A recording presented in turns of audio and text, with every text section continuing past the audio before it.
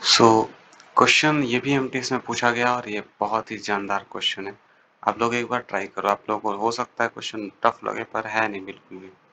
तो compound interest के बारे में बता दूं तो कंपाउंड इंटरेस्ट क्या होता है, इंटरेस्ट पे इंटरेस्ट लगता है। यानी कि अगर मान लो कि पहला साल 100 अमाउंट है या फिर 1000 प्रिंसिपल है, इस पे 10% इंटरेस्ट लग रहा है 3 साल के लिए, तो पहला साल 100 हो गया, दूसरा साल 100 हो गया, तीसरा साल भी 100 हो गया। लेकिन ये क्या हो गया, सिंपल इंटरेस्ट। कंपाउंड इंटरेस्ट का मतलब होता है इस जो इंटरेस्ट मिल चुका उस पर भी इंटरेस्ट लगेगा, तो इस पे भी 10% इंटरेस्ट लगेगा। फिर जो तीसरा साल आएगा इस पे और इस पे तीनों पे इंटरेस्ट लगेगा, यानी कि 210 पे इंटरेस्ट लगेगा 10%, तो 21 इंटरेस्ट लग जाएगा तीसरा साल में। ठीक है, तो ये हमारा ऐसे होता है। तो यहाँ पे ऑलरेडी क्वेश्चन पूछ रहा है कि 3 साल का इंटरेस्ट मिला के, इन तीनों साल का इंटरेस्ट मिला के 3600 है। ठीक है, इन तीनों साल का इंटरेस्ट मिला के 3600 है। ऑलरेडी आपको 3 साल का इंटरेस्ट दे दिया है। ठीक है, 3600 ये 3 साल का, यानी कि थर्ड ईयर हमारा जो कंपाउंड इंटरेस्ट बन रहा है वो 3600 है। बोल रहा है चौथा साल और पांचवा साल का डिफरेंस बताइए। तो सिंपल सा बात है, जो कंपाउंड इंटरेस्ट होता है ना, हर साल जो भी आएगा ये टोटल अमाउंट इसका 8% बढ़ेगा, फिर यहाँ जो आएगा उसका भी 8% बढ़ेगा। ठीक है, ठीक है, तो इसको पहले सॉल्व कर लेते हैं। इसका 8% निकालेंगे तो क्या हो जाएगा हमारा, देखते हैं। यहाँ पे है 8%, 8 divide by 100, 4 divide by 50 and 2 divide by 25। ठीक है, तो 25 से डायरेक्ट हम काट सकते हैं इसको। 25 एक कम 25 होता है, और 25 6 अच्छा 11 काटते हैं पहले 5 से यार, नहीं तो फिर और प्रॉब्लम हो जाएगा। 7 पंचे 35 और 5 दूना 10। ठीक है, 5 से फिर कटाते हैं 1, यहाँ पे फिर बचेगा 22, तो 4 बच्चों को 20 और फिर 2 20 बचेगा 144। ठीक है, मैंने एकदम रिलैक्स 144 आ जाएगा।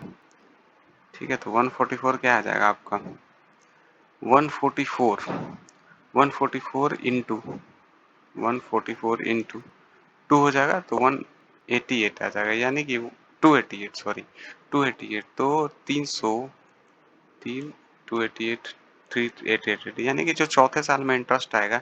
अब इस अमाउंट पे 8% लगा, मैं पूरा एक्सप्लेन करूंगा एक एग्जांपल लेके। ठीक है, कैसे हो रहा है ये सब, तो एग्जांपल लेके एक्सप्लेन करूंगा, तो आप लोग टेंशन मत लेना।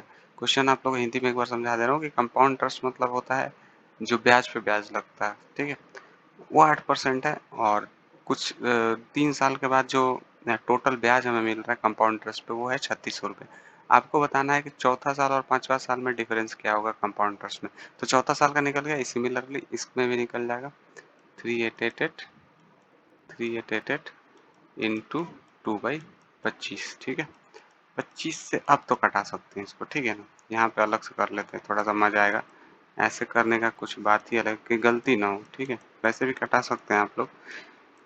तो 25 एकम 25 हो जाएगा, यहाँ बचेगा 8 5 13, फिर 8 आएगा, फिर 25 5 125 हो जाएगा, 5 है 5, तो 125 हो जाएगा फिर से, लेकिन 13 बचेगा और फिर से 5 हो जाएगा, 155 पॉइंट समथिंग ले लो।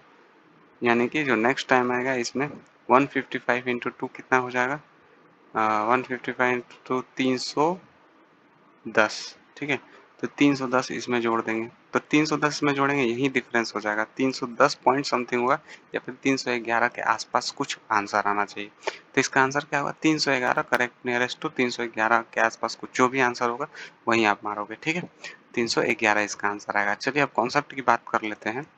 तो कॉन्सेप्ट इसका ऐसे लग रहा है, क्यों मैं बोला कि हर साल 8% लगेगा। अभी समझो कि फिर वही एग्जांपल पे आ जाओ। मान लो कि जो बेस अमाउंट है आपका प्रिंसिपल वो 1000 है, उस पर समझो कि 10% इंटरेस्ट लग रहा है हर साल कंपाउंड इंटरेस्ट पे। तो पहला साल जो लगेगा वो क्या लगेगा, 100 हो जाएगा। दूसरा साल भी सिंपल इंटरेस्ट पे 100 होगा, लेकिन ये पहला साल जो इंटरेस्ट मिला उस पर 10% निकलेगा, तो ये हो जाएगा 10। तो यानी कि पहला साल जो हमें इंटरेस्ट मिला वो तो 100 होगा, लेकिन जो दूसरा साल मिलेगा वो 110 मिलेगा। ठीक है, ठीक है, इसी तरह से जब नेक्स्ट ईयर मिलेगा तो 100 सिंपल इंटरेस्ट मिलेगा, लेकिन इस पे इन तीनों अमाउंट पे जो मिल चुका है हमें इस पे भी इंटरेस्ट लगेगा। यानी कि 210 मिला है, 210 पे 10% निकल जाएगा, तो कितना हो जाएगा 121। अब यहाँ से आप ध्यान देखो, तो यहाँ भी 10% का इंक्रीज हो रहा है, फिर यहाँ से यहाँ भी 10% का इंक्रीज हो रहा है। तो कंपाउंड इंटरेस्ट में क्या होता है कि जब इंक्रीज़ होता है तो जो मेन अमाउंट होता है कंपाउंड इंटरेस्ट का जो अमाउंट वो हर साल सेम रेट से इंक्रीज़ होता है। ये बहुत ही अच्छा एक कॉन्सेप्ट है, इसको आप लोग एकदम दिमाग में रखना। कभी ऐसा क्वेश्चन पूछते तो ये कॉन्सेप्ट लगा के आप क्वेश्चन को सॉल्व कर सकते हो। उम्मीद है आपको समझ में आ गया होगा। प्लेलिस्ट में मैं सारे एमटीएस के बना दूँगा क्वेश्चंस, तो आप लोग देखते रहना।